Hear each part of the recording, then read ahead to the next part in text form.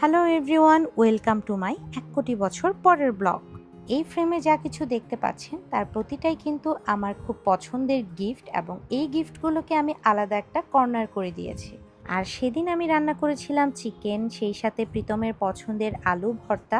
আর আলু ভর্তাতে আমি সবসময় রসুন দিয়ে এবং আরও অনেক কিছু দিয়েই আসলে আলু ভর্তাটা বানাই। আর সেদিন আমি ভর্তায় ব্যবহার করেছিলাম পিকল ব্লসমের মজার আচার।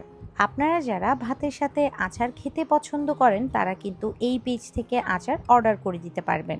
আর সেদিন যেহেতু আমার বাসায় ঋষিকেশ এসেছে তাই আমি তার জন্য তার স্পেশাল ফ্রাইড রাইস রান্না করেছিলাম।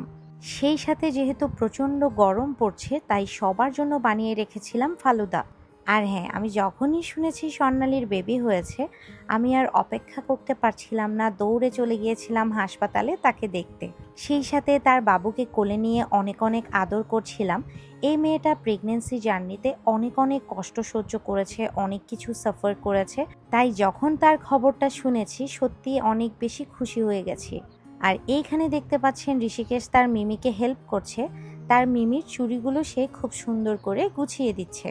সেই সাথে আরেকটা প্রোগ্রাম অ্যাটেন্ড করেছি আর আমি যে সাদা জামদানিটা পরেছি এই শাড়িটা আমাকে গিফট করেছে আপনাদের সবার প্রিয় রাজু ভাইয়া।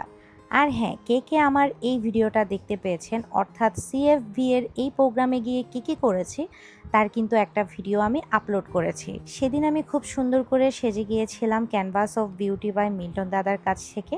আর হ্যাঁ, আমাদের কিন্তু একই দিনে অনেকগুলো প্রোগ্রাম অ্যাটেন্ড করতে হয়। দেখতেই পাচ্ছেন আমি ব্যাগে করে আরেকটা জামা নিয়ে গেছি, যেহেতু ওই প্রোগ্রাম শেষ করে আমি আবার মন্দিরে যাব। ওই প্রোগ্রাম শেষ করে ড্রেস চেঞ্জ করে আমি চলে এসেছি গোলপাহাড় মন্দিরে মায়ের দর্শন নিতে, এবং সেইখানে দেখতে পাচ্ছেন প্রচুর দর্শনার্থী রয়েছে। গোলপাহাড় মাকে দর্শন করেই চলে এসেছি আমার মায়ের কাছে, কারণ মায়ের পান নাকি শেষ হয়ে গেছে, তাই মা খুব রিকোয়েস্ট করেছে তাকে কয়েকটা পান এনে দিতে। মায়ের বাসার নিচে ওয়েট করছিলাম এবং মা নিচে নেমে পানগুলো নিয়ে গেছে। তারপরেই আমি চলে গিয়েছিলাম নন্দনকানন সাহা কুটিরে এবং সেইখান থেকে চলে গিয়েছিলাম পিকেশন সাততলাতে। দুটো প্রতিমা দর্শন করার পর আমার সত্যি এত বেশি সুন্দর লেগেছে, দুটো প্রতিমার চেহারায় এত মায়া। মা সবার মঙ্গল করুক, মা সবাইকে ভালো রাখুক। ঋষিকেশকে নিয়ে চলে গেলাম সুপার শপে আমার কিছু প্রয়োজনীয় জিনিস নিতে, কিন্তু এইখানে এই ঝুড়িটা পাওয়ার পরেই ঋষিকেশ যাই পাচ্ছিল প্রতিটা জিনিসই কিন্তু ঝুড়িতে নিয়ে নিচ্ছিল।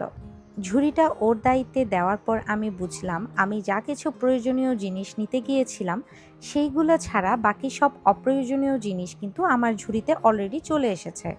আমার কাছে কিন্তু আরও একটা পার্সেল চলে এসেছে, আর এই পার্সেলে কি আছে সেটা তোমরা কি দেখতে চাও নাকি সেটার একটা আলাদা ভিডিও আপলোড দেব সেটা কিন্তু তোমরা কমেন্টে বলবে। আর হ্যাঁ, আমি যে সুন্দর ড্রেসটি পরেছি এই ড্রেসটা তোমরা পেয়ে যাচ্ছ ইতিমৃণালিনীতে।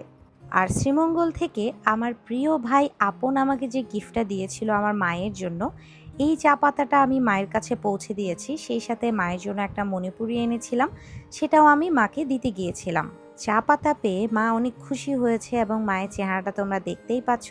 আপনের সাথেও কিন্তু মায়ের কথা বলিয়ে দেব, কারণ মা তার আরেকটা ছেলে পেয়ে গেছে, সে থাকে শ্রীমঙ্গলে।